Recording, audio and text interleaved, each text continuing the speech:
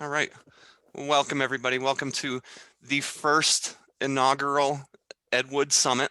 So what I wanted to do was invite some of my friends and colleagues who are fellow Ed Wood obsessives to join me and talk a little bit about Ed Wood, talk about our obsession with Ed Wood, but also display some of the items that we might have accumulated along the way, maybe one of our most cherished items or a few of our most cherished Ed Wood related items. Related, doesn't have to be anything specific. You know, I'm totally intrigued because I have little idea what you guys are going to be displaying, so I'm really looking forward to that.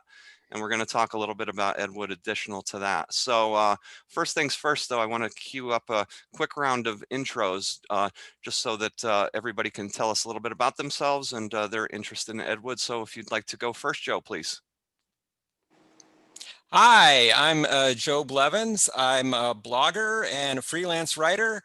I have a blog called Dead to Rights. That's d2rights.blogspot.com, where I have a series that's been going for a few years called Ed Wood Wednesdays. And it started out, I was just going to review the Ed Wood movies that were in the Big Box of Wood box set. And then that was going to be it. It was going to run for like 13 weeks. And now it's been running for like 5 years or however many years. And a few years ago, Greg started emailing me all this stuff he was researching, and I invited him to join the project, and he's been writing articles ever since, and we both write articles about Ed Wood. So that's basically my story. Well, thanks, Joe. Yeah, just super quick before I turn it over to Keith on that score. Yeah, it was great of Joe to invite me to be a part of Ed Wood Wednesdays, but at this point, actually, I think it's more like 7+ years. I think your earliest articles go back to 2013. And then in total, there's got to be well over 400 articles indexed in total on the site. So if you haven't been to Ed Wood Wednesdays at the Dead to Rights blog, you're definitely going to want to go there. A lot of the things that we talk about when we post the video at Ed Wood Wednesdays, I will link to a lot of the different things that all of us talk about. So check the links attached to this video. Right. Thanks, Joe. Keith. Yes, I'm here and I'm ready. Yes, I'm Keith Crocker. I'm an independent filmmaker. I'm a writer-director, also a teacher. I do a lot of teaching and a lot of presentations on genre cinema.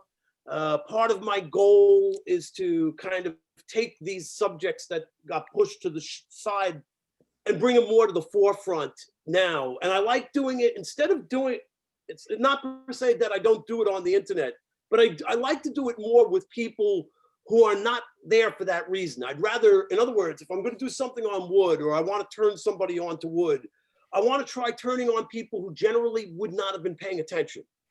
So a big part of what I try to do is I try to go for the people, I don't go for the people who already know this stuff. I try to find the people who don't know and spread information and try to get them involved and interested. You know this, Greg, when we did a screening of the 16 millimeter, the Young Marrieds. I brought in guys from a film class of mine that I run out of my house on Thursday nights. And those guys are there because they are fans, but they want to learn more. They're not there because they've got it all down or anything like that. They're just coming to absorb. So it's people like that I like to share the information with. I'm not looking to convert the already converted, all right? So that's part of what I do. I run Cinefear Video, CINEFEAR.com, Cinefear Video. I have been running Cinefear Video for 30 years. Started in 1990, I did the Exploitation Journal, and we had distribution with that at Tower Records and Video, and basically all the big bookstores. So I did that from 1987 to 2005, and then I put that on hiatus because the moving of magazines, once the internet really kicked in, made that very difficult. But yeah, so I've been around for a long time, and I'm an Ed Wood fan. I don't necessarily want to say fanatic, but he's interesting. And I think in particular, from my point of view, the interest is more with his later years. So, you know, we'll get to that. Cool. Thanks, Keith. Yeah, that was a pleasure, actually. Keith put together that. I somehow lucked into a print of The Young Marrieds a number of years back, and Keith was gracious enough to put together a screening in his screening room right there downstairs from where you're located right now.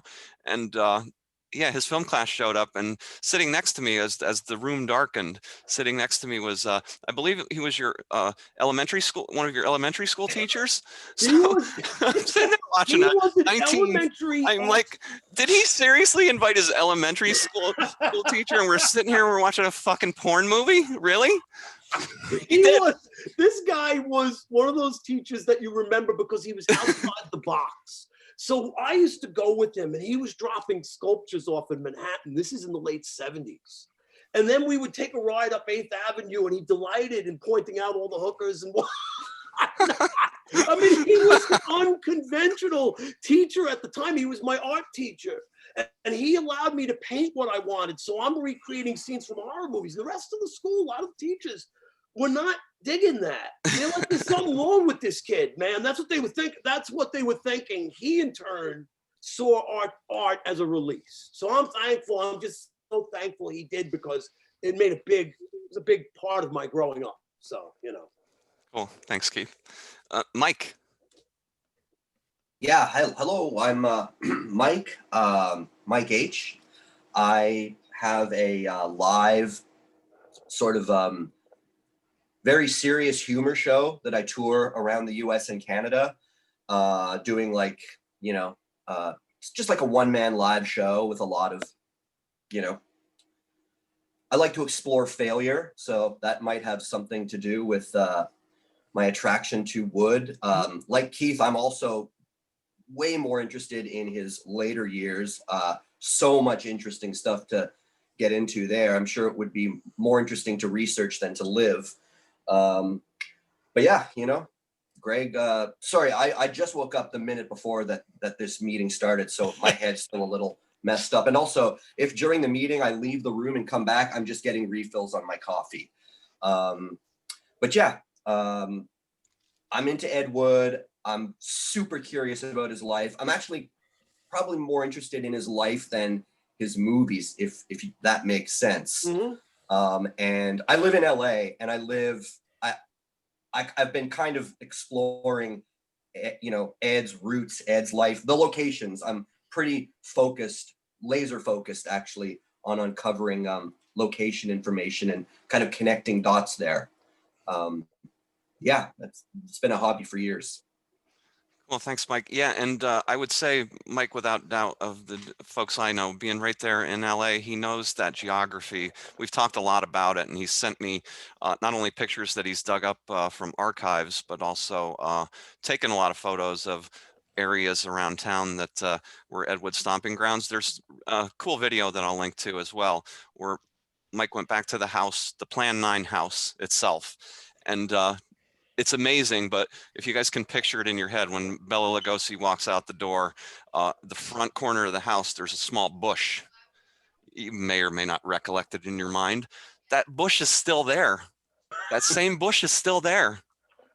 Unbelievable. Is it still small, or did it at least it's grown grow a little bit, but it looks it's clearly, at least I think, do you agree, Mike? It looks like it's the same bush. Yeah. It does. It does. And I like the little details of, like, where the doorbell would have been in 1950, whatever. Now there's like a little hole, where the wire would be going through. I don't know. It's just like that kind of, like Keith said, archaeology. Yeah. I'm into that. I'm into that. Right on. Cool. Well, thanks. So I guess that is me next. So I'm Greg Javer.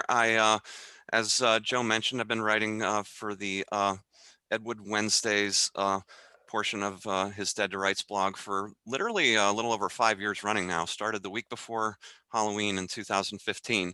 I was pretty steady Eddie up until this year. I kind of came apart at the seams this year. I was pretty routine in getting a weekly article over to Joe, but I've been quite remiss throughout this year, as for pretty obvious reasons. I'm sure it's been a weird year for all of us, but nonetheless, I told Joe recently that one of my New Year's resolutions, this is actually a part of it, is to be fully rededicate myself to my Ed Wood obsession. I'm with you guys with what you said, Mike and Keith, that I'm more interested in the later years generally, but I also am generally more interested in the man and his life than the films themselves per se.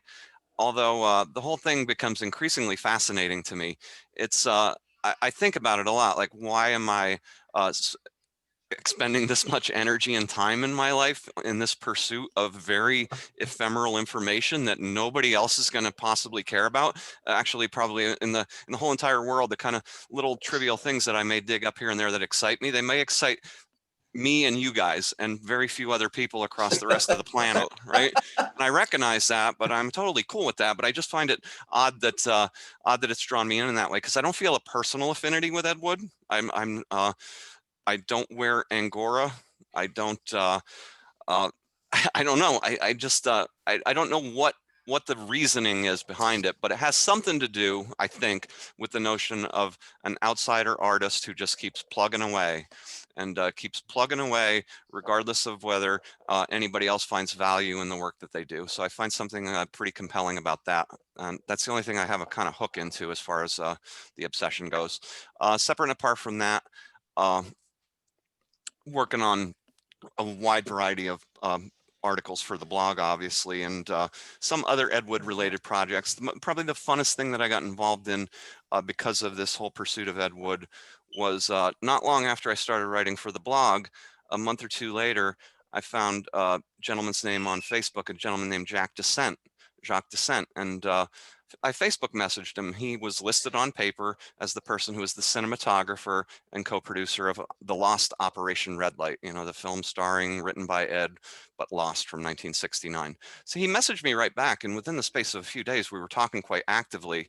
And I won't get into all the details related to that, but subsequently, within a few years, we had our hands on the raw footage from a film that he himself shot, a softcore sex film that he shot in 1974, but had never gone into post-production. We managed to get it into post-production. It's actually on Blu-ray now. So the final tally, he came up with the title Dames and Dreams, and the original shooting title was going to be Four Dames, Four Dreams, but he passed just before it was in its final stage. So he largely saw and largely was responsible for the final production, which I was really happy about, and really happy to pay off and, you know, the aftermath of his passing, pay it off that it's out there. It's doing better now, actually. It's I think this year has actually spiked interest in the sense that we got a lot of stream views in Q2 and 3. As you can imagine, people are home, so made a little bit of streaming revenue off of it, and hopefully I can pay back all the people who worked on the post-production as far as the you know, soundtrack editing, other post-production, et cetera, et cetera. So I'm going on at great length, so I'll stop and I'll talk Great. more when it comes back around to me. Yeah. Greg, did all the people that worked on it, did they do it on spec, or Yeah. did you? Wow, that's amazing. I was wondering. Yeah, that is incredible. Jack found a post-production facility up in Montreal, professional post-production facility, and the guys were game. The gentleman who runs the place, he had a few people, younger guys working for him, who were looking both for the experience and the credit, quite frankly. Okay. So they went into it very pragmatically, knowing that they might not get much of a return, if any at all. So and they did a really good professional job of it. But yeah, there's a pretty price tag on the post-production of the film that may never ultimately get recouped. And Jim. Yes. Hi, I'm Jim Ponsolo. Some of you might know me from this bad boy. Right? Yeah. Mhm. Which is yet another, which, going back to what Greg said, is sort of a nice tribute to details maybe not a lot of people will care about. But yeah, and I think this gets, you know, when you're talking about the interest later in the later portion of Ed's life, you know, this falls into that category too, of these sections that really until recently had very little attention put to them compared to the, you know, his prime film period. Right. I think, like a lot of people, I first consciously became aware of Ed because of the Medved Brothers Golden Turkey book. And, you know, gosh, I've got to go see the movies made by the worst director ever.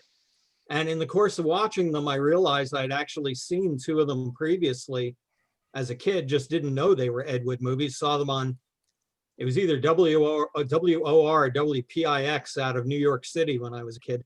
They used to run tons of old B movies on Saturdays, especially. Yeah, and you know, Ed he's sort of the patron saint of everyone who plugs away at something they find interesting, regardless of what everybody else thinks. And you find the inherent value just in doing that. And in the end, you know, it's sort of like a minor reward and blessing when you stumble across someone else who has that same interest. In the age of the internet, that's a lot easier now, you know? Really is, yeah. Thanks, Jim. Yeah, so the book that Jim held up, just for those watching, highly recommend that you get it. So we'll definitely link to that. That includes the whole entire military record of Ed Wood from World War II. And I won't say anything additional to that because I'd be spilling the beans. So you need to really definitely go out and get that book. It will change the way you view Ed's war record, no doubt. All right, so It takes the myth out of it, is what Right. it does, because I think Ed was very good at creating his own myths. And Right. that's very, to me, it's very interesting. In fact, the fact of what was done by exposing that, it also, it just points, or it pushes the whole theatricality of Ed's life, trying to paint something that wasn't always really there, trying to make it more visual and whatnot. It's Right. interesting. It's just very interesting. It is. I've thought a lot about that, obviously, and you hear a lot of sort of stories about Ed that reputedly he may have pushed into his own mythology, and you hear conflicting stories depending on who's saying what. I think there were different audiences for different versions of his myth, right? So his old 50s film crew, he would in later years say, I can't believe I fell into this porn industry, and it's really embarrassing, and I'm trying to make a living, and I hate doing it. I don't think he hated doing it. I think nobody expends that much energy, and the more you get familiar with his porn work, there's no way he would have never done it for well over a decade to the volume that he did it. He would have gone out and got a job driving a cab if he hated it that much. Right. Right. Oh yeah. So in any case, so yeah, well, thanks for the intros, guys. Hopefully everybody now knows a little bit where we're all coming from. And it's interesting to me that we're all coming at it from a fundamentally not dissimilar place. Yeah, I don't think we're like the fanboy types per se. We don't believe in that worst filmmaker of all time sort of viewpoint on Ed whatsoever, right? None of us view it that way whatsoever. Not, yeah. Right. Well, no, I try to be realistic about Ed. I don't go in for that campy, oh, he's the worst filmmaker, these are the worst movies ever made. But I try not to be like a person who's taking movies too seriously and think everything in them is genius, or I try to just take a realistic middle ground on him, you know. He's So- not even close. There's so many more worse movies out there than anything he made. I mean, watch America 3000 sometime, which is this post-apocalyptic thing from the 80s. And you'll know that Ed really needed to try harder if he wanted to be the worst ever. Oh yeah, I agree with that. Definitely. Well, if you watch I think a lot of us watch a lot of low budget independent films, B films, films in the in the science fiction and horror and adult film genres. There is just hours and hours and hours of footage out there. And a lot of these movies are very, very tedious to get through. And what makes Ed's movies worthwhile is that there's interesting things in them and that they're distinctive. And even in the pornography, he puts so much of his personality into it and so many of his own fetishes and his own obsessions into them. That's when I was writing about his adult short stories. I would always catalog all the, what did I call them? Woodisms or something, or wood tropes, because there were so many things that he would put into his stories and his films, these ideas that he would come back to again and again and again, like his obsession with death, his obsession with Angora, stuff like that. Mhm. Oh yeah, the motifs that just keep constantly churning through just about everything, regardless of even what kind of media channel it was, right? The text, the films, Yeah.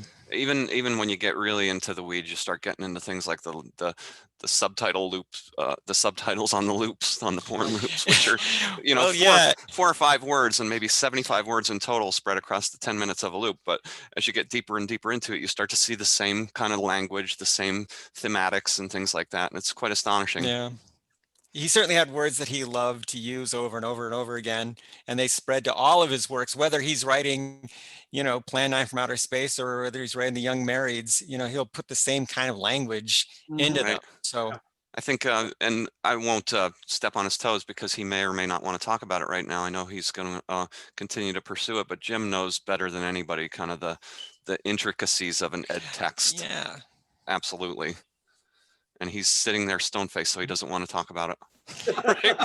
Well, we were talking about that earlier just today by email. We were talking about the, studying the texts and, the reading level of the texts. Yeah. And you were talking about the, Yeah, and so- James, you've done that analysis, I guess, that literary analysis. Yeah, so a few years back, I took about 40 different books, and it was a mix of definite woods, suspected woods, and maybe some really low possibility woods that people were throwing out there, and used some, and was able, for most of them, I was able to get digitized texts. So I was able to use some computer tools Yeah. to analyze the language that way.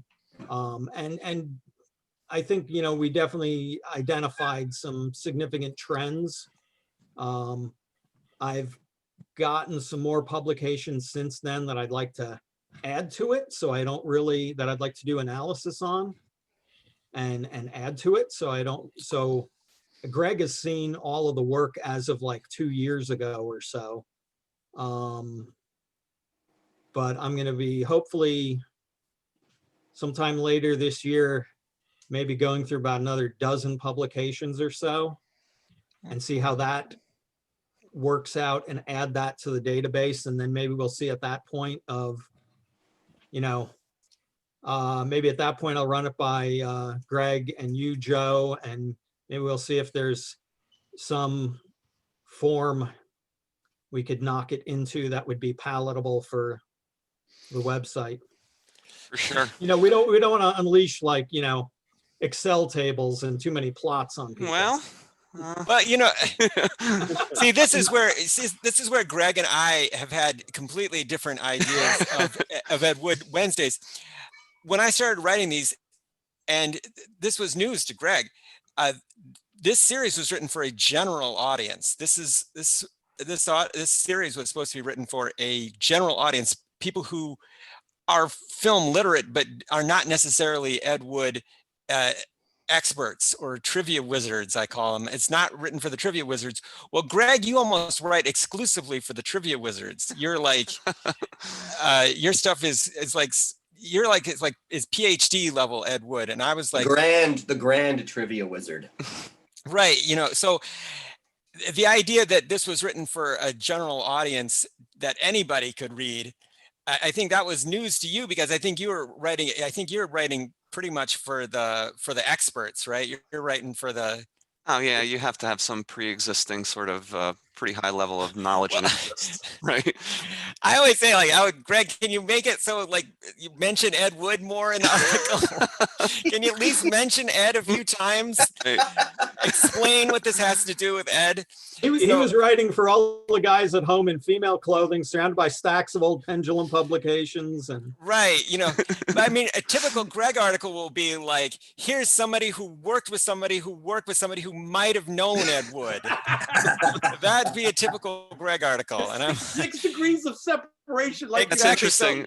It's like, whoa. so Go ahead, Joe. I don't want to cut you off. so I mean, it's fascinating stuff to me, but I would have to say, can you explain how it's a little bit more related to Ed Wood? Because sometimes he'll send me stuff and I don't even know what it's about. So I'll have to ask him questions like, what is this article about? So that's how deep into the trivia he is. He's like levels into it. He's like worlds into it. It's pretty sad. It's pretty sad. Yeah, I've already cataloged so far in 2021 about 8 more subtitled loops that I'd never seen before. So we're only a few days into the year, so we're off to a good start. Again, I'm going to transcribe these things, and I don't know why. So It's good that you continue to ask me these questions, Joe, because maybe Well, we'll it's get the root of my problem, right? it's the thing Yeah. is, he sends me these very, very detailed articles, and I have to figure out like what is this about? How is this related to Ed? And sometimes it's not immediately clear to me what it's about. But that's because you'll watch like long compilation videos of loops from the 70s and just sit through hours and hours of this stuff, hoping to find something of Ed's. And I don't have the patience for that.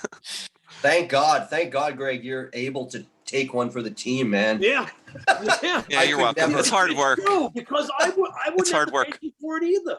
You know? No way. Really. So- That's true. I- It's I'm minute- so grateful. minute I'm so detail. grateful that there's somebody out there. Somebody out there who's so invested in this that they do all the work and then just print the results, and I just sit back and take it all, let it wash over me. Right. It's great. Thanks. It's fun. It's definitely fun.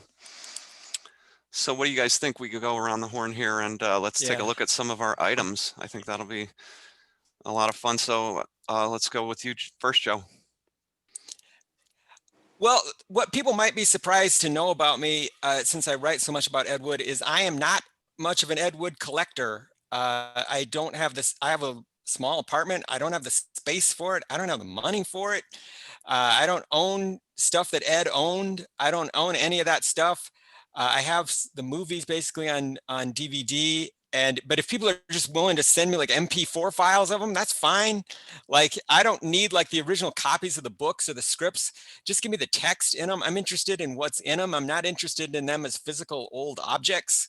You know, I'm not interested in paying like $500 for like a piece of paper or something from the 70s or something. I'm not interested in doing that at all. I would like to have it, but it's not something that, you know, takes up my time and my space and my money normally. So I'm not an Ed Wood collector. I did buy this thing back here, which is like an old I Led Two Lives poster. But and that was a huge mistake. Buying that was hugely expensive and it was stupid. And now I have this thing in my kitchen and I see it every day. So It's awesome, though. It is it's an awesome poster, Yeah. but it was so expensive, and it was so Yeah. I couldn't afford it, and I still have it, and I kind of resent it every day that I see it. I'm like, oh God, what did you do? But that's why if I buy something, I like to buy stuff that's cheap, which is why this thing appealed to me. As you see, it's just a piece of cardboard. It's a very thin piece of cardboard. I got this for a couple of dollars on eBay, and you know what it is? No. It is a matchbook, or what's left of a matchbook, from the Hunter's Inn in Jailbait. Jailbait, the bar that they go to, and there's a couple of like long scenes that happen at the bar at the Hunter's Inn, and I'll try to get in close on it. It's backwards. That is a very cool item. Oh That my is, God. that's And awesome. This is the back. I like this because it has this little martini glass on the Yeah. front. And, you know, of course, Ed was a big alkie. So, of course, he's going to write scenes in bars. And alcohol is one of his main muses. I've said that his muses are sex, booze, death, and women's clothing. And he tries to put all those elements into everything he writes. And so booze is a main, motif of his career. So this came up for a couple of dollars, and this is one of my few luxuries here. I have this Hunter's Inn matchbook, and that's one of the few things that I have. And it's cool because that movie is not as loved as the ones around it. You know, in Ed Wood, the Tim Burton movie, they skip right over it. They don't even acknowledge its existence. They just go from, Glen or Glenda to Bride of the Monster to Plan 9 from Outer Space. And I was like, well, what about Jailbait? He made Jailbait too. They didn't care about that one because it's not as fun as the others. There's no Bela Lugosi, there's no Tor Johnson, Vampira, there's no spaceships or zombies or anything in it. It's just a very odd crime drama. And so I wanted to have a little memento of that, and that's why I got that. I love it. That thing is great. amazing. Yeah, It's great. It really is. It's great. That's great stuff. it's totally unique. I had a feeling. I know that you mentioned that when you first purchased that item a while ago, and I was trying to guess quite honestly, what you guys may bring to the table. And I thought you'd bring the matchbook cover. No kidding, Joe. Yeah, it's one of the few things I own. Well, so. it's just utterly unique. Speaking of Jailbait, a couple things.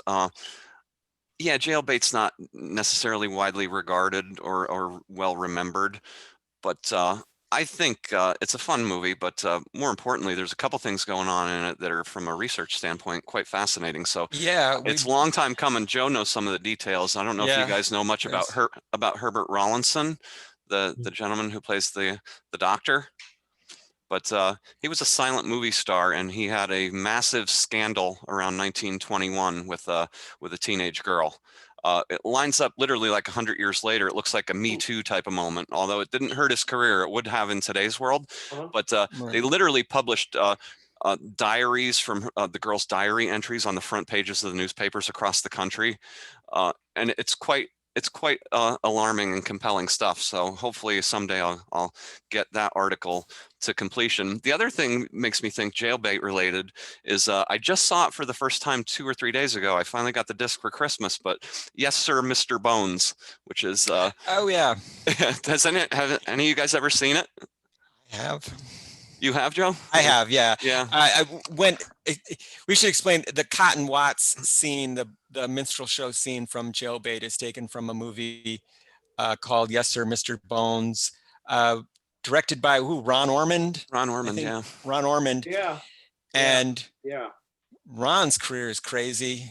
Ron's career is hard to understand. He was all over the place, everything from Christian movies to Mesa of Lost Women, and he made more than one blackface movie. He made more than one minstrel show movie. And we've been going back and forth about one of the performers in that movie, Mr. Cotton Watts, and his wife, Chick. Yep. Cotton was, he was widely considered for a couple decades anyway as one of the most offensive blackface comedians out there, because he lays the stereotype on so thick that it is really offensive. It's almost shocking to watch today, as a matter of fact. But, and it was way late for that kind of stuff too. It was way late. Right. I talked to a guy on Facebook a couple of years ago, a gentleman who, when he was a kid, a friend of his dad owned the Peachtree Club in Atlanta, and it was a big nightclub. And at the time, there was old vaudeville and burlesque shows were being staged there. This is the 1960s, so this is the tail end of Cotton Watts' active career. But when he was a kid, he said he went there with his friend a few times and was backstage at the theater. And one day he sat down and Cotton Watts broke out his old fishing tackle kit and actually showed he and his friend, they were like 8 or 10 years old at the time, he showed him how he burnt the cork and applied the blackface. So I thought that was interesting, right? Wow. Bizarre, to say the least. And then there's a version of Jailbait where they take out the blackface footage and they put it in a dancer, and then you started researching the dancer as well. Evelyn Treasure Chest West, who had her bosoms, can I say that? I don't want to be offensive. Yeah. She had her bust insured for $1 million in early 1950s. So this is what I'm telling you. Every movie is like a million possible research articles. You know, it is. There's so many things that you can explore in just that one movie. Well, the burlesque angle is, I haven't figured out the hook yet, but obviously connecting to George Weiss and Quality and W. Merle Connell and even Captain DeZita. He was agent for a stripper agent in the last few years of his life, so he probably was at least I think it was girls at the LA Follies, because they turn up in a lot of the Quality material, and of course Captain DeZita turns up in a few of those films. So somehow, some way, there is some connection point to Ed Wood that I haven't discovered yet that really connects him more deeply to the world of burlesque and exotic dancing and things of that nature in the 50s. I'm pretty sure, but again, no definitive tie yet, but if there is, I think I'll try to find it. I'm working on it. So yeah, thanks, Joe. That's a great item. So now, Keith, I do have a little preview of what Keith is going to show, and I've seen these items up close, and this is something quite close to my heart. So. Okay. All right. Just in answer quickly to Joe, we talk about collecting memorabilia, right? And I have a big collection. My collection actually goes back years. Just to kind of put this in some kind of sense, and Joe mentions, the Ed Wood materials are hideously expensive. And now this also goes back to, I want to say it went back as far as even the 80s, because once Medved wrote the book, and once the word got out about Ed Wood, anyone who had Ed Wood material, the prices skyrocketed. Getting Ed Wood material, this is not the time to get it, because now it reached that, and thanks also to the movie, you know, the Johnny Depp film. Now all of a sudden it's flown out of proportion. But try to travel back with me to the 1980s, and there was a guy who owned a poster frame. He was on East Meadow Avenue. I'm on Long Island, guys. All right, so I'll be referring to stuff on Long Island, but this guy was on Front Street, East Meadow Avenue, right? And he was up there, and he used to sell movie memorabilia. He was a World War II Marine. This guy was tough as nails, right? You go in there though, he didn't have any value on the horror film stuff. So I'm not, this is no exaggeration, 1986, 87, 88, I'm going in there with maybe $20, if I'm lucky, in my pocket, right? I was working, going to school, the whole 9 yards, right? I'm going in there, and you could walk out of there with like 4 or 5 posters that now you couldn't walk out of. So a poster for a premiere poster for Michael Finley's Snuff, I got it for $2.50. This is no joke. I can't make this up. So a lot of the material I might show you at this point, a lot of this stuff either came with a very small price tag or no price tag at all. And I'll explain that in a minute as well. But if you went on Hempstead Turnpike, and then Hempstead Turnpike goes on and on. It takes you from the Queens area out east into, you know, Eastern Long Island. We used to go, there were bookshops that sold paperbacks, old paperbacks. Now, predominantly, they did really well with the porn, but they also had the regular, you know, novelizations of things and stuff like that. You could go in there to these places and you could get these books for cheap. Okay, so not what you'd be paying now if eBay, somebody's going to put an Ed Wood book up on eBay.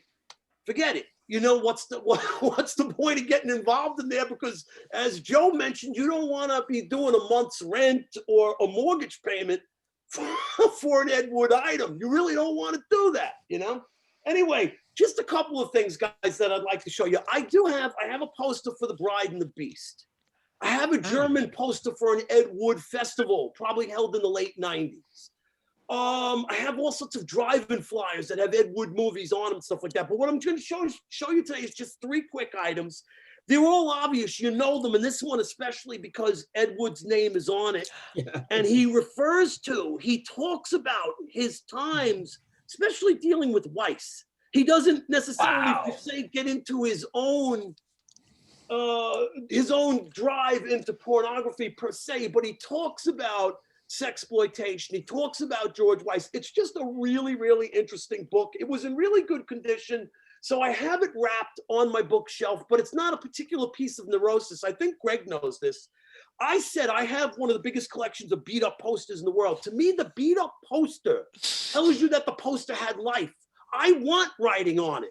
I want little holes poked through it. I want to see that this thing made the rounds. So on the unusually good stuff, the stuff that I found that was in unusually good shape, I might put it in something. Might, okay? Another thing that I'm going to show real quick is Greg loves this, and I really owe Joe an article on this, and I will get to it. And if I don't get to it, I'll send Greg a copy of this and make him do the article comparison.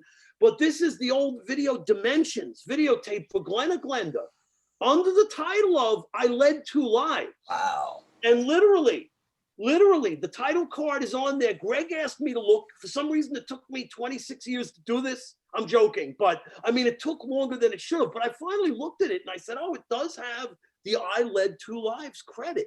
So this I got from a place that was selling off videos in Philadelphia in a Philly trip in 2009.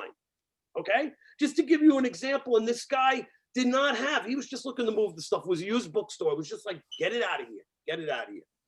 Last but not least, gentlemen, and I want to give a lot of credit to Joe for this because I'll get to it in a minute. I'm gonna going to keep this a little more discreet, gentlemen, only because of the power of the obscenity on the covers.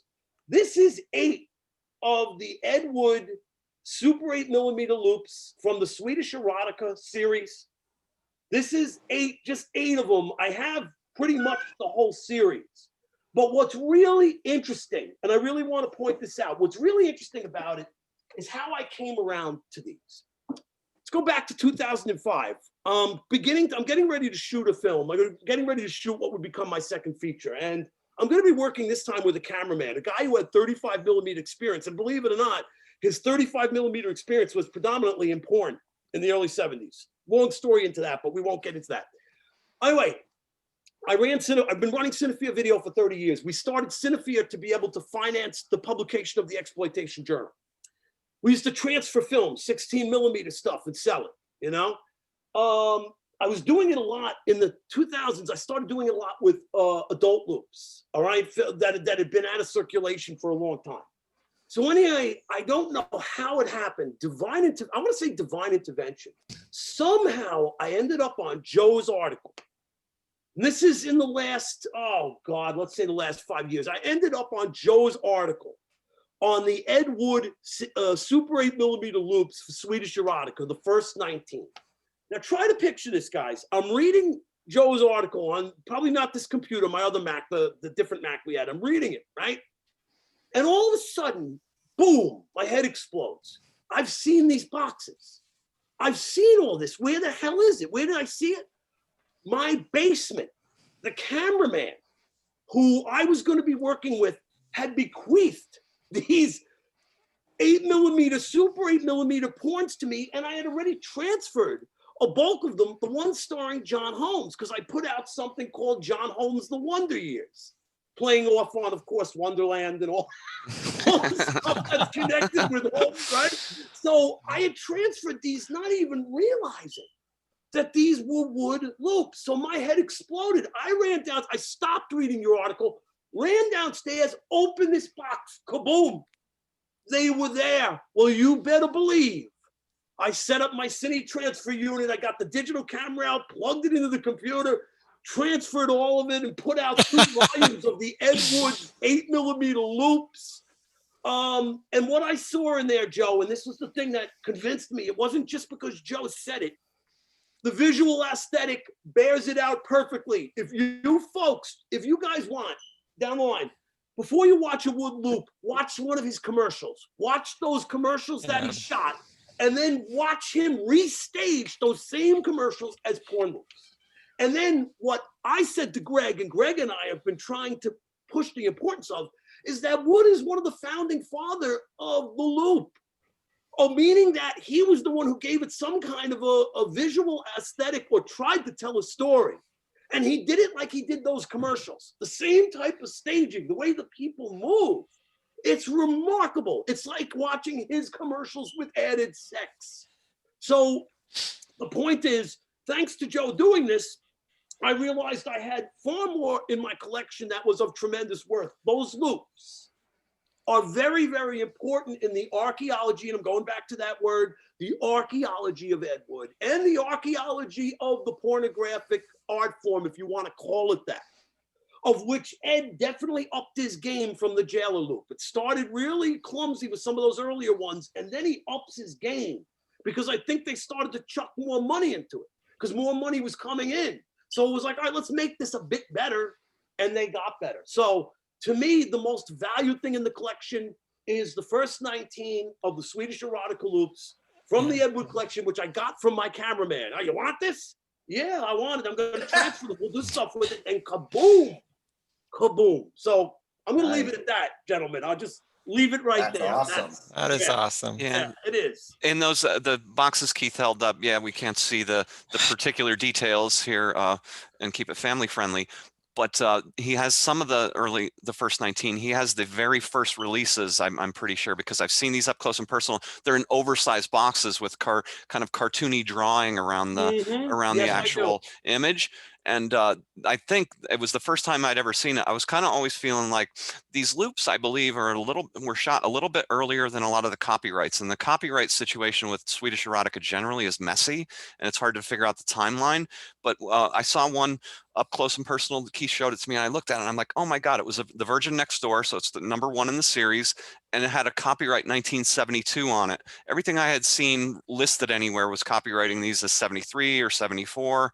So it sort of validated my thinking that I could shift the timeline a couple of years earlier, and he started really working on these loops potentially around 69, 70, at least Cinema Classics loops for Noel Bloom that may have been softcore initially, started to transition into hardcore by about 71. But by literally the summer of 71 or late 1971, he's on those sets at Hal Guthu's, those same sets where he's shooting a lot of those first 19 Swedish erotica loops. And he's shooting a ton of other loop series at the same time as well, and subtitling all of them for whatever reason. I don't know why they thought subtitling was going to matter to anybody. I think they thought it gave the films a little bit more of an imprimatur, right? A little bit something special. Well, I've been saying this over and over again, a lot of times still today in pornography, the storyline is part of it. You're trying to build up the fantasy. You're trying to give them something, Right. like the guy's coming over to fix the cable or something. It just can't be, it just can't be two people going at it. It's got to be like the plumber's coming over and the plumber's feeling kind of horny or something. There's got to be a story, because that's how people's minds work. You got to get people in the mood. You got to put, because there's always that thing in your brain that's like, wait a minute, how is this happening? How is the guy and the cheerleader? What's going on here? Like, how is this actually? How are these people all getting together? I need some context on these people. Who are these people? Well, in real life, pizzas get delivered, pools get cleaned. Exactly. So, but you have to know what the story is, and there's some pornography that's just there's no context to it at all. It's just is pure physicality. But there's still a bunch, and I mean a bunch, that is like very specific scenarios, people acting out stuff. So that's why you need the subtitles, man. You gotta tell the story of this. You gotta tell the story of these characters, Greg. Well, I'm glad they're there, because otherwise it'd be a real bear to try to identify them. Right? They're a very unique identifier that makes life easy sometimes to identify a loop that might have worked on. By the way, the article you mentioned, Keith, that article that Joe wrote on the first 19 Swedish erotica loops was instrumental for me as well. I don't think I would have gone down this road anywhere near as deeply as I have without that article having pointed me in that direction. Well, that article is vital reading, really important reading. If anyone needs to read something, it's that article. Very important, because it really fills in this missing years, these lost years that people couldn't exactly fill in, or might hint at, but never really told, Then I got to give credit to another person who's not in on this conversation, but should be mentioned, and that's a guy named Philip R. Fry, who is the guy behind The Hunt for Ed Wood. He's the guy that put me in the direction of this stuff to start writing about it. He hates when you call him Philip J. Fry, because that's the character from Futurama. So I'm going to call him Philip R. Fry. And he actually sent me like physical copies of some of the loops. So like he actually sent me a frick DVD of it when I couldn't find them anywhere. So I want to thank that guy. And I also want to say that Greg sends me tons of like covers and stuff like that, tons of like loop covers and stills from the loops, and I can't run any of that on my blog. I cannot run even like I can show like 1 millimeter of it. Like I can show this part of it. I can show like half of somebody's face, because in the other half of the face there's some other organs coming into the screen. Right. You can't have that. So we can't run anything on the blog. I think those articles, even the one that you're talking about, I think used to be more like used to be a little raunchier than it is now. I think I had to clean it up. Yep. Good stuff. Yeah. So go ahead. So cool stuff. So thank you, Keith. Incidentally, you said you got a Bride and the Beast poster. That's real cool. I got a couple lobby cards as a Christmas present, Bride and the Beast lobby cards that are smaller size than your typical US lobby card. They're British lobby cards for Bride and the Beast. How weird is that, Greg? I actually have a few of those as well, going way back, and they are different. They're smaller. Yeah. The font is different. Usually there's an X or something to certify that this is horror material and Yeah. that it's not. So it is interesting. I have a few of those as well. Yeah, and they're not on cardstock. They're on kind of heavier laminated paper, not on cardstock. Totally different. Yeah. Okay, on the subject of lobby cards, I got when I was getting this stupid thing, I also got some lobby cards for like Mexican lobby cards for Plan 9. Mhm. Those are also like, Oh, they are. They're great. those They are are. See, ridiculously I- expensive, but they're not even on cardstock or anything. They're just on paper. They're like on newsprint. Yeah. Like they will, I have to have them under plastic because they will disintegrate in the air. So, and I spent money on these things, but yeah. So does your Bride and the Beast poster have like that hideous looking bride? On some of those Bride and the Beast posters, the bride looks like Ed Wood in drag. Have you seen those posters? For some reason, I'm going to say no, Joe. I don't think so. Because I'm also confusing. I also have oh God, Ron Orman did Untamed Mistress. And I have also one of his posters. So I'm trying, I have both of those posters. I'm just trying to, narrow in on my head exactly what it looks like. I'll tell you what, if there's a part 2 of this, I will pull it. I'll pull both of them out actually and show you, So, but I don't know if it had, I don't, for some reason, I don't remember an in drag female on that poster. I'm not sure. I have to double check it again. There's a Bride of the Beast poster where the bride looks pretty rough. Okay. So I've seen that one. Cool. All right. Well, thanks. Now moving on. Mike, what do you got? Yeah. So I'm also not much of a collector in life. Like I'm definitely not a completist. I'm more interested in, generally speaking, just gathering information. It's kind of like what Joe said, like I see the movie or an MP4, that's fine. I don't need, always, unless there's some extra thing coming with it, I don't need to own, the latest printing of the Blu-ray or whatever. Right. The only place probably that my weakness is collecting this ridiculously expensive Ed Wood stuff, which I can't really afford it. I know it's stupid to spend that kind of money, but I've spent more on Ed ephemera than anything else. And just my favorite thing that I got, it was included in a lot of stuff I got at auction. And what's really, well, so it's a Night of the Ghouls script, shooting script. And that to me isn't, there's scripts going around. We all know that. But what's really cool about this one to me is that it is hand marked by Ed. Wow. I've compared the handwriting on this to stuff from the trunk, the photos of the items from the fabled trunk, and yeah, this is totally Ed's handwriting on it, and all throughout it's marked up for the actor. This was for what is his name? What was his name? Oh, I can't think of it right now. But the most interesting part and the reason I pulled this out is that on the very last page of the script, and this was not mentioned in the auction, is a full page of Ed's a story or something that he was working on called The Gun. Wow. And it's really, and it's all stricken out. You see that? That's great. That Oh really my is. gosh. That's That is wild. something else. That's great. incredible. So I'm just like, this was not even the main thing in the auction. It was just like, oh, and this comes with it. And then I get this and I'm like, this is what I'm into. So yeah, I felt, I've got, something that, he spent some time with, and I'm kind of amazed to own it, and Oh, that's man. it. Put it back on the shelf. Put it back on the shelf. Can I even get an estimate? How much is a thing like that? How much does that separate you? How much did that separate from you? It was a big lot. Yeah. I don't want to say the amount because it's No, embarrassing. I understand.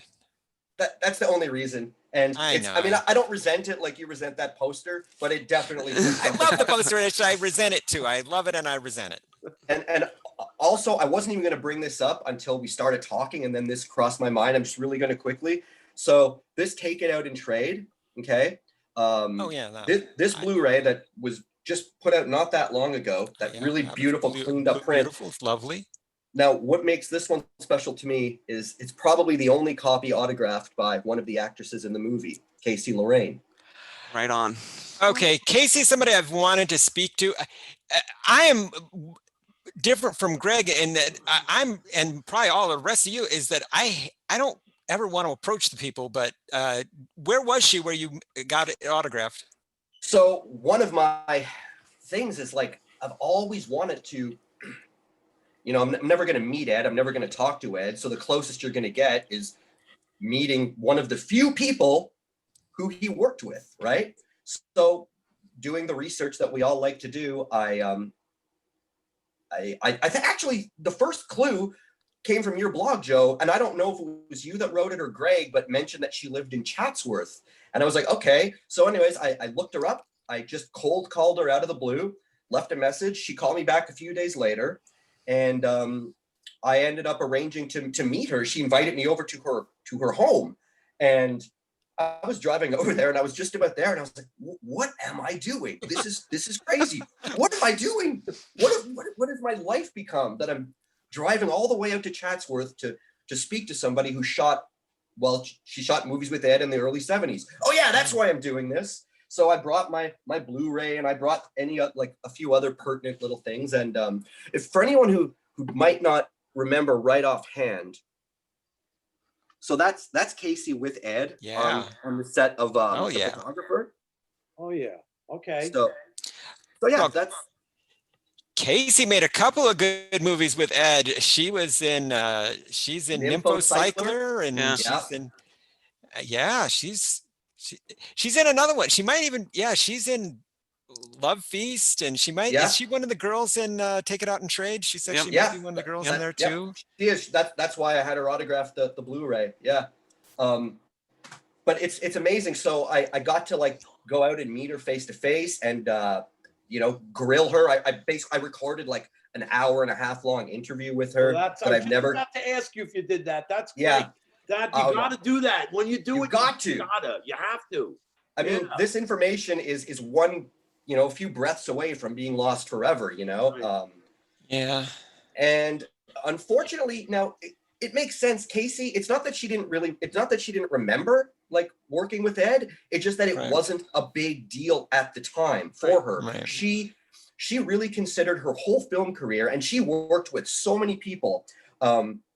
It was a job to her. It was nothing more. She did not care at all. And the nudity to her, she was like a hippie, it was nothing to her. Right. Because I always wonder, like, how do you make that first step into doing nude movies or porn or whatever you want to call it? These movies were more softcore that she did for the most part. But no big deal, no big deal. And she did remember Ed. A friend of hers she was mentioning just a few years ago to some friend of hers who I've since met at a party that she used to work with this guy, or I don't remember, but somehow her friend clued her in that she worked with Ed Wood, who'd made the Plan 9 from Outer Space. And she was like, "What, really?" And the friend brought the Nightmare of Ecstasy book over and showed her like that famous, handsome portrait of Ed. And she's like, "Yeah, I guess that's the guy." And she just remembered he was really nice. He seemed really professional.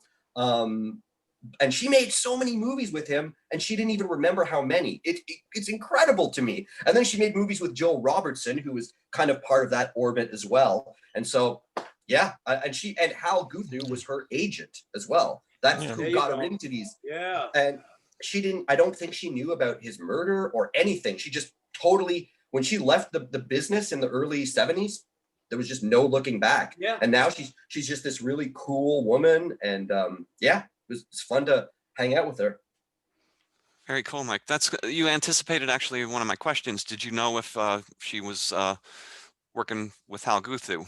I figured, being that she shows up around his studio quite frequently.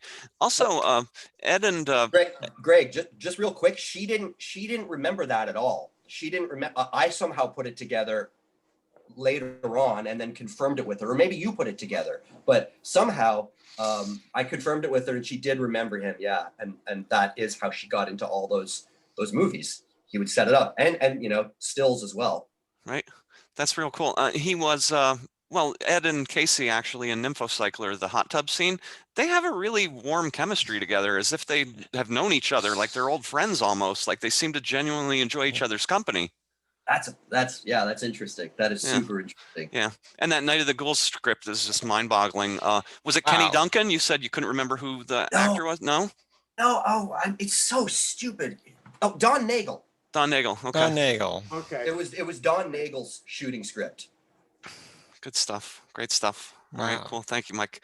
So I guess that then it comes around the horn to me. So my item is a little bit tangentially related. I want to say, because a couple of you guys have noted the same, and it's interesting to me, I don't actively collect Ed Wood material. People give it to me. The most valuable Ed Wood related items that I have are things that people gave me by far.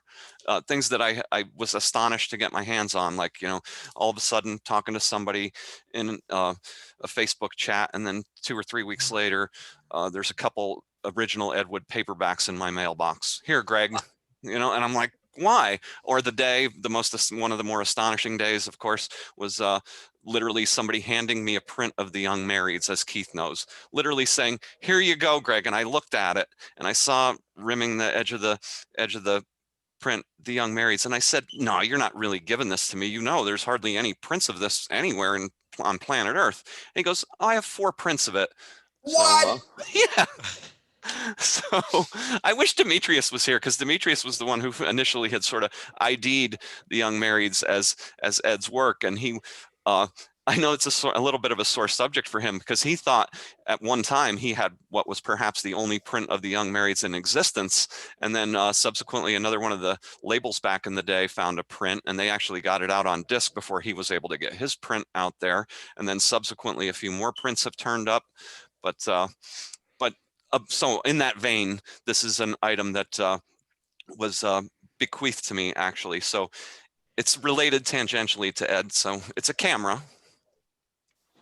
It's a nice camera. It's a The camera. really nice camera. This has got a 40mm lens on it. It's a Noritar, which is a company that is out of business now, but they were known for making, as you could see, this is a really, really high-end camera. This in the 1960s, this was purchased in 1966. At the time this was purchased, this would have been a really, really expensive camera. I know a little bit about photography, but I wouldn't even know how to shoot with this. It has so many dials on it. So single lens reflex, you could see it's got a really, really big viewfinder on it. Unfortunately, in storage through the years, it's got a little bend on one of the winders, but I don't plan on shooting pictures with it. It's a keepsake more than anything. So it's in generally really, really nice shape. So whose was it, and where did this come in? How did this come into my hands over time? So if you remember the name Sam Kopetsky, he was a sound man. And Sam Kopetsky, he did sound pickups uncredited on Plan 9 from Outer Space. He subsequently worked as the sound editor or mixer, or even in the field as a sound man on The Sinister Urge, on Night of the Ghouls, on subsequently through the 60s, films for just about anybody you can think of, Arch Hall, Ray Dennis Steckler. Eventually, by the end of the decade, he was himself shooting porn, directing his own porn. He had 2 labs along the way, and his last lab, I was able to find out recently, was on Santa Monica, still trying to dig some details out around that. But Sam passed a while ago. Nonetheless, he worked on tons of sexploitation films in the late 60s and through the 70s.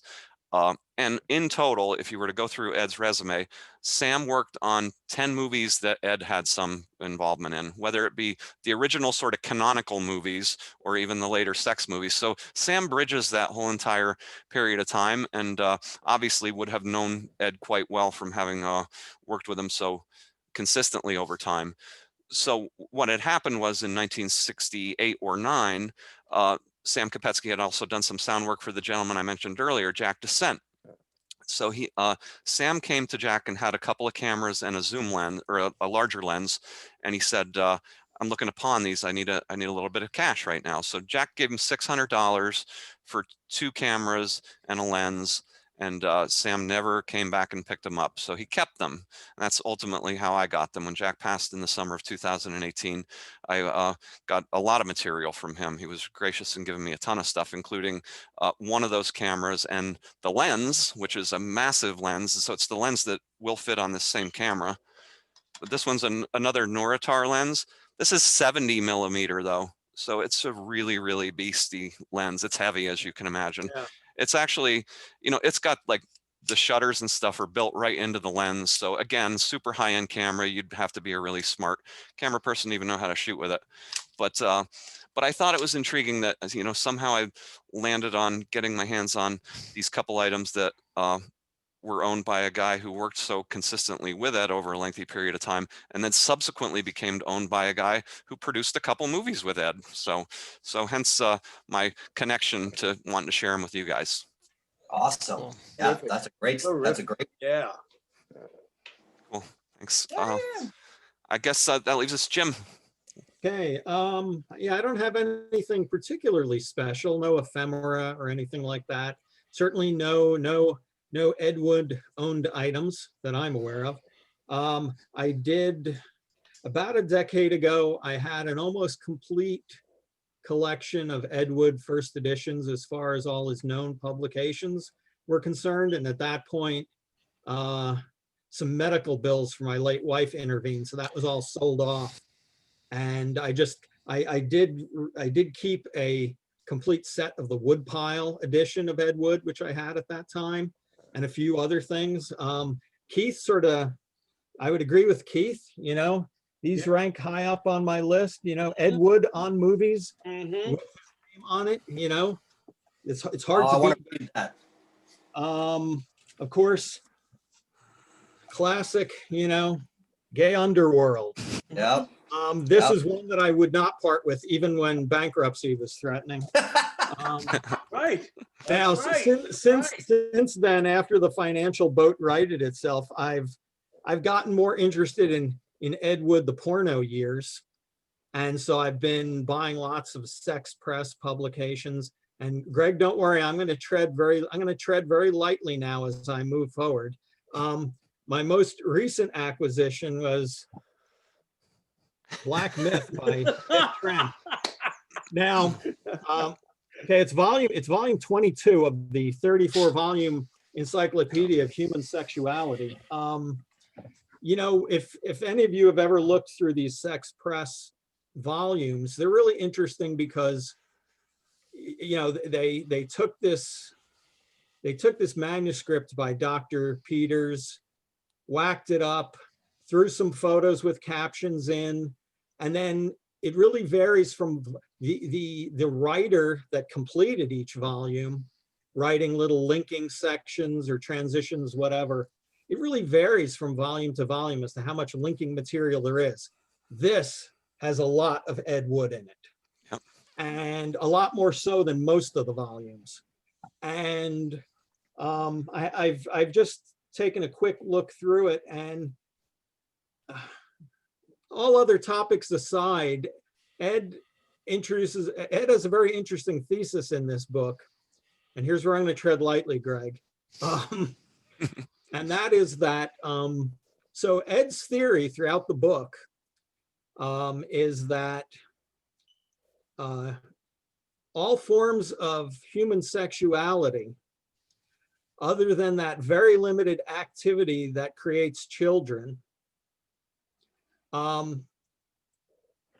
gets classed under a general category called perversions. And they are the invention of the white man, and he has forced them on white women and non-white people around the globe. And that's sort of what the book ends up being about. To say that it's a hoot to read is an understatement. And then when you add the captioning in that's provided for some of the photos, you don't know, if you read some of this stuff to people nowadays, you don't know if they'd laugh or if they would physically assault you. Well, And I'll just leave that there. Mhm. That's fantastic. That sounds like an incredible theme for the book.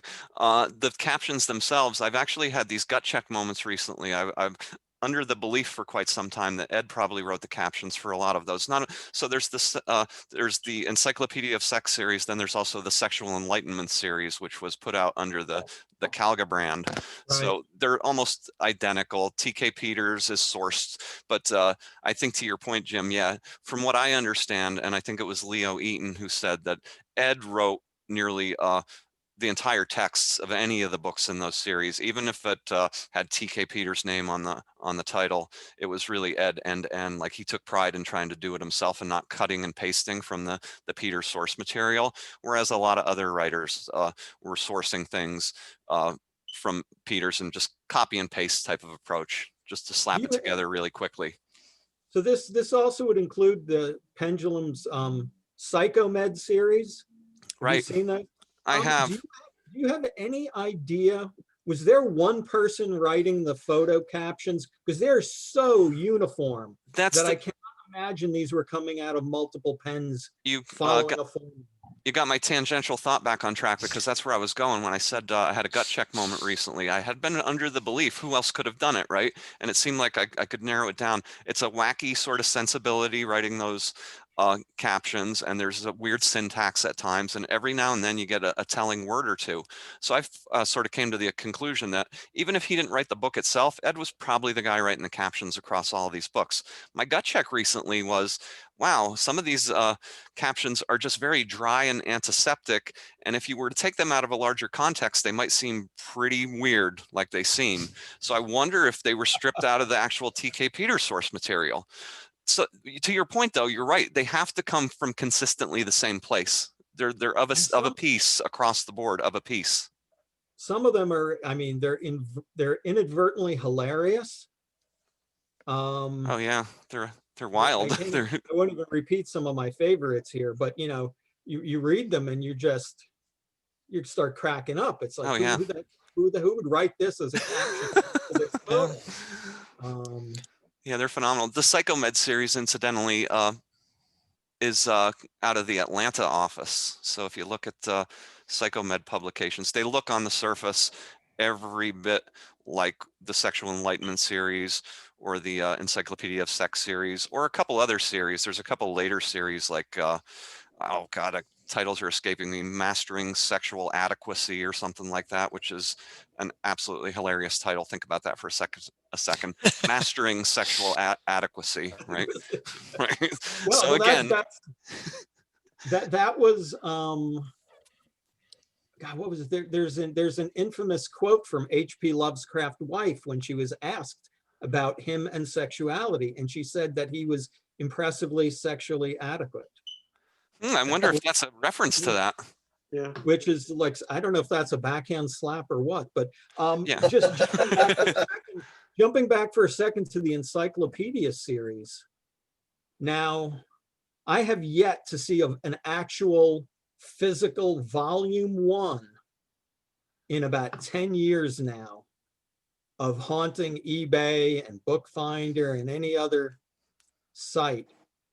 As far as I can see, only volumes 2 through 34 exist. Have you ever seen a volume 1? Do you know the title off the top of your head, Jim? Yeah, I've not seen a title. I'll look into it because I'm not sure. Honestly. I mean, I've indexed these things, but it's been years. It's been 3 or 4 years since I've really looked deeply at it. Their earliest ads for the series just give topics. They don't actually list titles or volume numbers or anything. And I'm starting to wonder, considering how some of these things were slapped together, I mean, it sounds crazy. But when you look at the numbering of things, at times they misnumbered things and missed in sequence. And I'm wondering if they somehow just missed actually creating volume 1. There is some misnumbering in the sequence later on that I recollect. Again, I don't know the details off the top of my head, but yeah, that misnumbering happens in the magazines too that come out of Pendulum and Calga quite consistently. They get misnumbered, or you find issues with the duplicate volume, and years, and it's like, that can't be, they're two separate issues. But yeah, I'll definitely look into that, because it's been a subject I've been wanting to revisit for quite some time. Although I generally don't collect stuff, and sometimes stuff makes its way to me just fortuitously. TK Peters books, on the other hand, I have been trying to grab them up when I find them at a relatively inexpensive price. So I probably got about 30 or so currently. So still quite a ways to go, but they're wild. It's just a great series. He was, of course, you guys know this, he was, of course, a real person. A lot of people think that he wasn't a real guy, or that it was a pseudonym. But that's another long, complicated story for another day, because we've been at this for quite some time now, and I appreciate your guys' patience. I had a feeling that we would get into a pretty warm and interesting conversation, and I enjoyed this immensely. But I want to go around the horn real quick before we wrap it up. Do you guys want to say any kind of last words, any last observations? I'll say something if you want. Mhm. I think that what we're putting together here, and again, if you want to, and you know, Mike mentions it and Joe mentions it, we talk about this. We want to look at it as an archaeology. I really think that there's something vital to this, and I think that we need to see this come to some form of fruition. I mean, I have toyed around with the idea of turning the later years into some form of documentary, and it's something I could do. So, you know, it's about getting as much as, in my opinion, it's about getting as much as possible solved. And when it's really solved and all the answers are there, it would make for, his later years would make for a hell of a documentary. And it's certainly something that Tim Burton wasn't going to touch, because he really does try to avoid this, the really bizarre, outlandish sexual interest in Wood's work is kind of just really gone over in the Tim Burton film. I really think that as more things are solved, and as we all keep working on our respective parts, could be a real interesting documentary here. And it's something I wouldn't, you know, say it should never happen. It should happen. And it would require being more graphic. It would require a more introspective look into his later years, which would include his alcoholism, his own bizarre sexual hangups, and things that were being worked into these films. So I'm just saying there's a lot more to do here. And as the things become, you know, more transparent, more readily set in cement, it would make for a good documentary. But I think we would need answers. I think we would need, as Mike did, to go and talk to that woman. You need all that footage. You're going to need all of that, or especially any of the ones who remember, because even if they remember, they didn't quite place it in their head who he was. Clearly, He worked with John Holmes. He dies before Holmes, full 10 years before Holmes, right? And then, but Holmes was never asked, or Holmes probably never put it together. Who the man who died? You might have heard, oh, some science fiction director died, but he never put, probably himself never put it together. That it was the guy who shot his loops. So that's just my view on that. I'm saying that down the line, it would make for a great documentary. That's all. Oh, it would. And you're right, Keith. There's so many layers to the story that have gone unexplored, and people are going to unfortunately pass away as they get older. So the clock is ticking, and material's going to disappear, etc. I want to acknowledge, because I saw Joe hold it up. I just got my copy late last week. Thank you. And my mom got it for me for Christmas, if you can believe that. I Well, asked my mom to get me Dad Made Dirty Movies as a Christmas well, thank present. you to Greg's mom. And speaking of material disappearing, we want to see this material disappear from shelves everywhere as people buy their copies of Dad Made Dirty Movies by Jordan Todorov and Joe Blevins. It's the true story of Stephen C. Apostolov, who made a bunch of movies with Ed Wood. And what can I tell you? Please buy this book, or just get the Kindle edition if you don't like paper books. The Kindle edition is fine. Just get, or a Zune, if whatever. What's the other one? Nook. They have it for Nook. If you're a Nook reader, you can get it for that. So anything that you want, we got it in any form that you want. You can get it from any place where books are sold, or get your library to buy a copy and put it up on the shelves. I don't know if they're going to do that, because it's pretty raunchy in some parts of it. But we can't. I'll ask my wife, Joe. My wife is a librarian.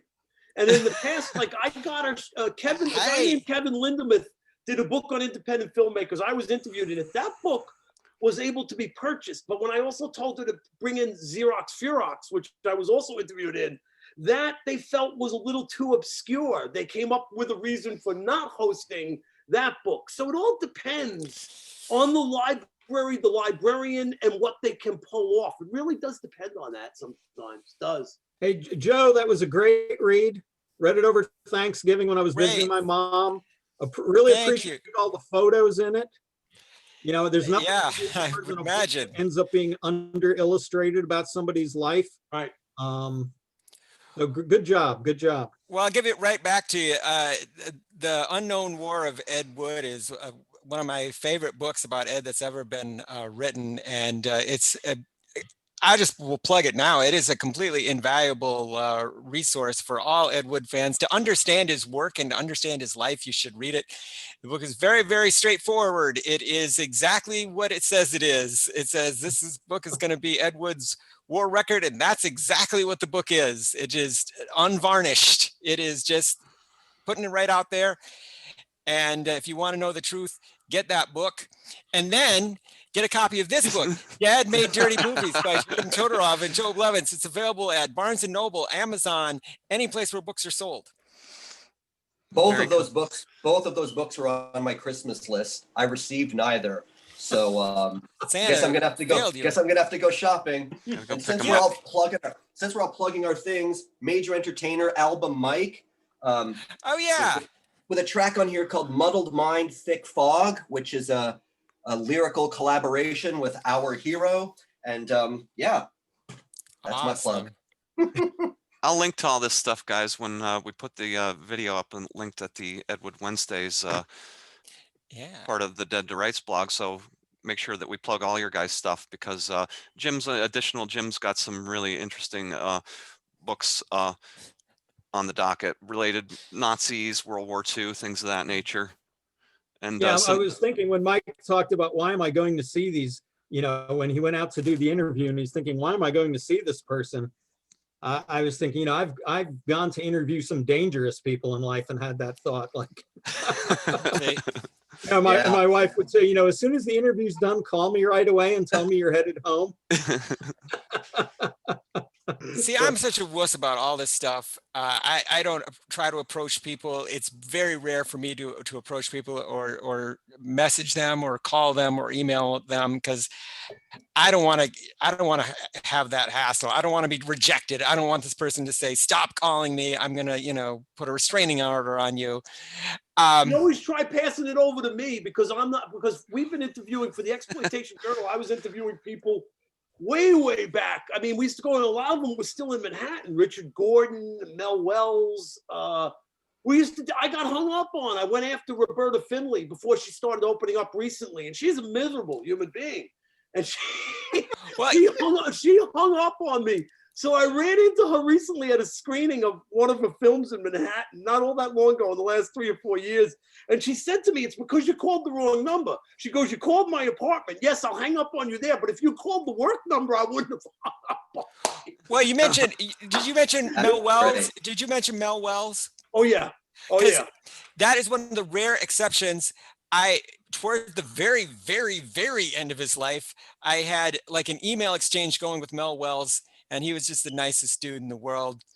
He loved talking about his movies. He loved reminiscing about his movies. He was just very generous with his time. And Mel Wells was a really good dude. And I was very sad when he died, because he died like right in the middle of our email conversation. No, he died right when we were exchanging emails at that time. So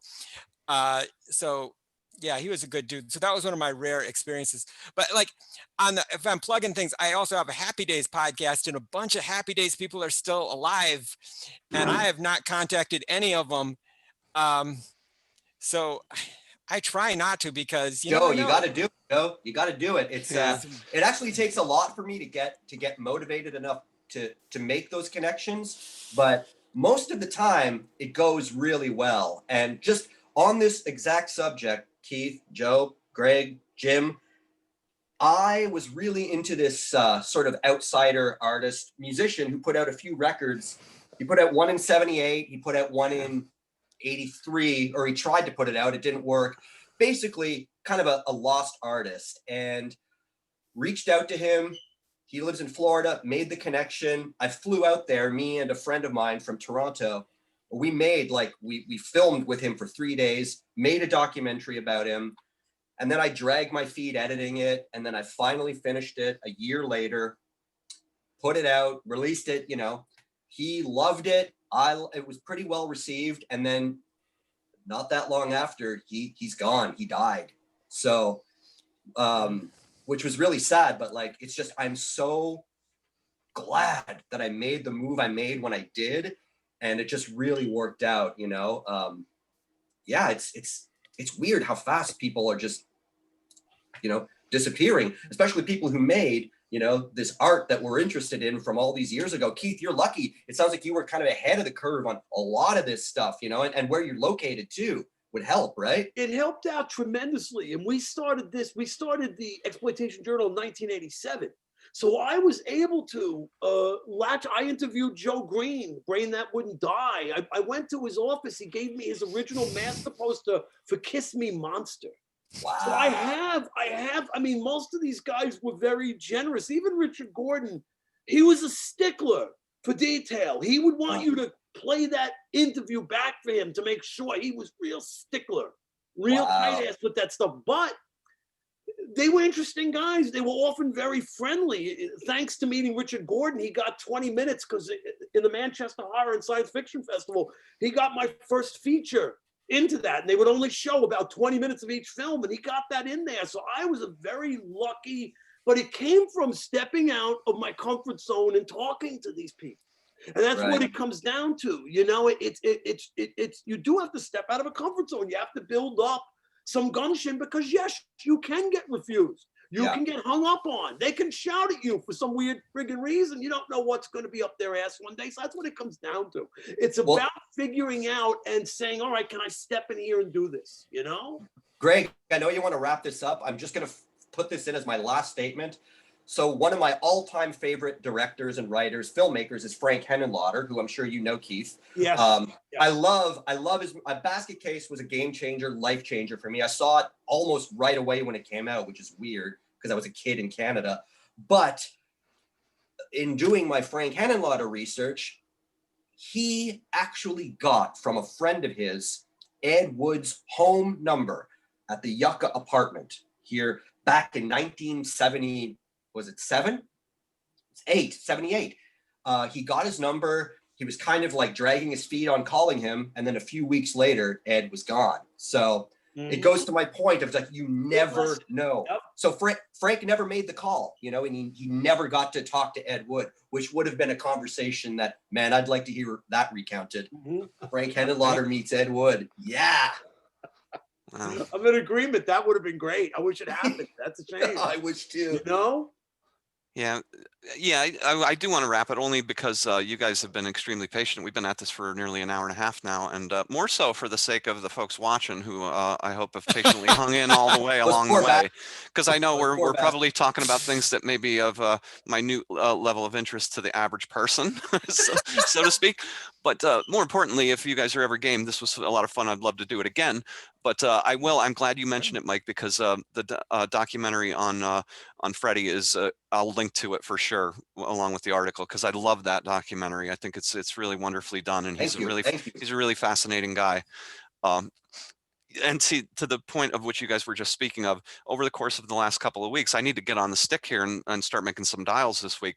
Been busy through the holidays, but I got contact info for 3 very promising leads, and I'll leave it at that. 3 gentlemen who were all working in the industry in the late 60s and early 70s, right around North and West Hollywood. So I'll be making some dials this week, and hopefully I'll catch them while they're still up and running before the inevitable.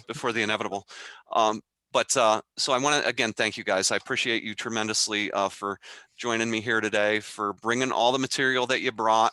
Check out all the links that are going to be attached to this video, and including Dad Made Dirty Movies. And Greg, don't forget to send them to Cinephilia for the Ed Wood 8mm porn loops. I'm forgetting what the hell I called it. Right. It's over here on my. I'll ship people. I'm cheating. I'll ship people in. More Wood. The other one is called More Wood. Yeah. Yeah, all right. So, thank you for that. I knew I didn't have to tell you that, but thank you, though. Please. No, I'll for sure ship folks in the direction of all the material that you guys have worked on through the years. Thank And you. have yourselves a great afternoon. And thanks everybody for tuning in. Thanks, Terrific. It was a guys. pleasure. Everybody. Nice meeting Nice- all of you. In Nice person. meeting all of chatting. you. It was great talking with you. Lovely, Yep. lovely people. Great. All right. Thanks, guys. Bye. Okay. Bye. Be well. Bye.